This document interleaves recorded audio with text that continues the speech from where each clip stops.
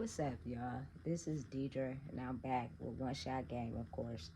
And this video is going to be centered around a topic that I think relates to the whole culture, but goes back centuries and decades. Really no control over it. So I want all my subscribers and followers to give me a detailed comment below if y'all willing to, because a lot of y'all watch the videos but don't comment or share y'all opinions, don't even like, and that's cool. But at some point y'all gonna see this content is a little differently on the topic of whoopings. Like, growing up in my generation, in my decade and era, if you did something wrong, you got your ass beat. Now listen, I'm gonna be cussing in this video because whooping just sounds weird. I'm talking about real life ass whoopings. So if you don't like the cussing or you feel I'm cussing too much, this video is not for you. Ass whoopings. And my personal opinion, once I had my daughter, she's about to be 12 in 16 days. But when I was pregnant, I already had it set out that I wasn't gonna whoop my child. Like, and some people may disagree with me, and that's fine. But let me explain my reasons why I feel that way. For instance, you either whooping your child's ass because they made a decision that you wouldn't have made. You either whooping their ass because they did something even though they knew it was wrong, or you whooping their ass because you want them to fear you as a parent. I don't like that one. Or you just whooping their ass because you have to feel that sense of power. And that goes back all the way generations and decades and years back, and generations and timelines all the way back. I'm not racist at all, so don't get offended. A lot of the slave owners whipped the slaves when they made a decision that they didn't want them to make. So I'm trying to figure out, was it a form of control?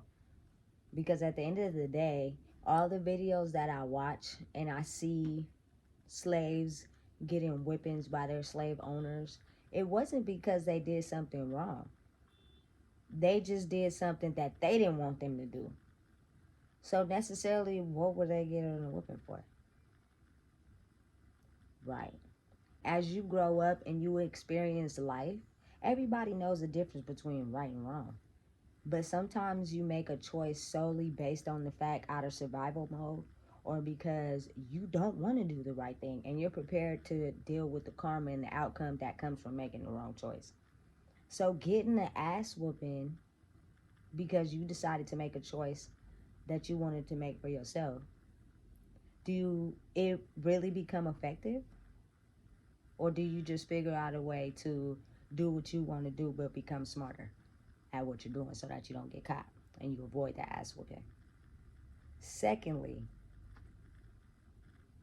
now, a lot of parents growing up in my day and age, I feel, whoop their kids' ass out of a form of control, which is also goes back to decades and centuries and timelines of feeling in power and in control as a slave owner if you whoop the slave, right? Even though you have the right to make the right or wrong choices, and sometimes you made the wrong choices, but that was the choice you decided to make for yourself. So at that time, it was kind of like you giving me a whooping for a choice that I'm choosing to make for myself. That doesn't mean I'm wrong. It's just you want to have that power and that control, right? Right.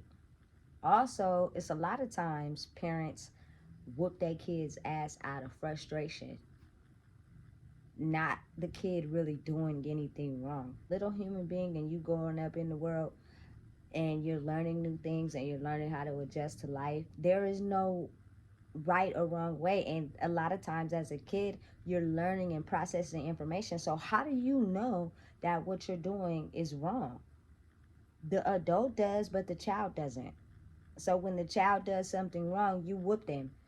And they don't even know what they did wrong because they're learning life. So is it necessarily effective to whoop a child? Feel like it's not a good idea, because then you give that child a fear tactic.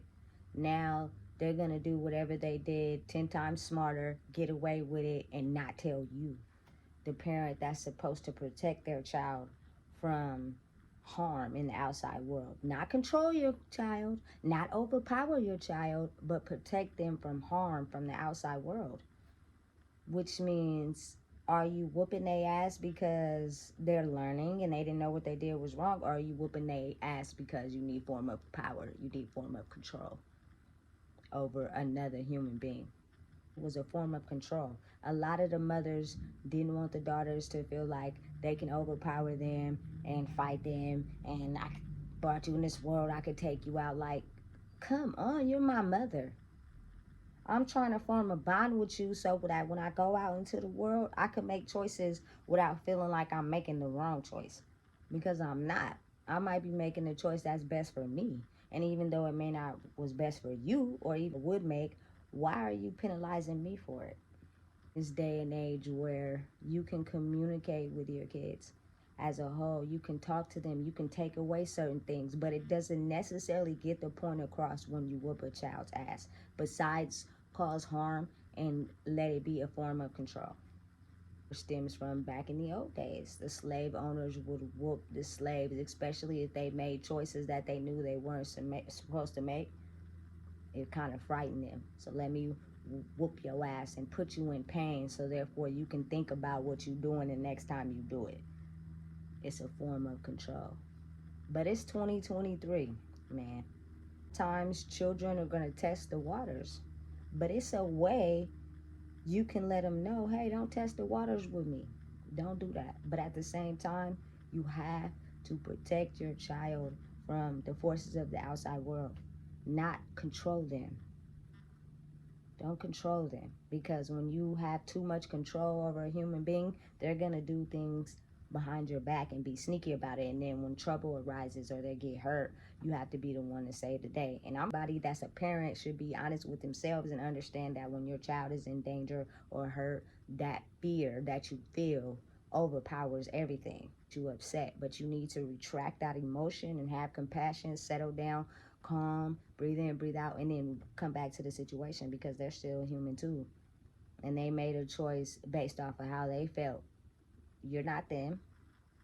They was not thinking from the perspective of you when they made that choice.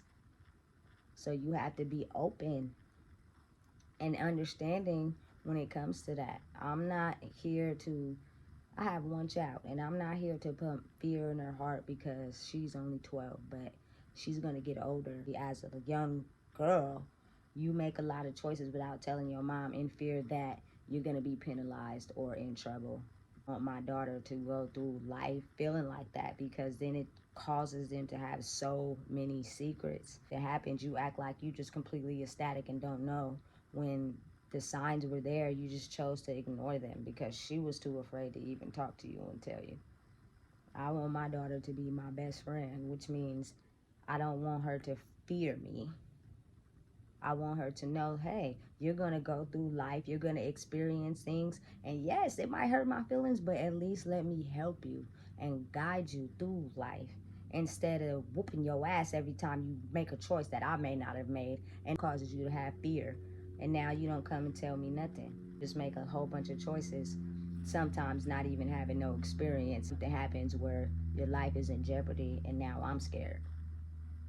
I don't think as a society we should be raising our kids to fear and telling us the choices they're going to make in life. We're not them. We're just here to protect them and make sure they're safe. You want them to be happy, which means you cannot live your child's life then. You have to let them kids live their own life and make their own choices and let them be them.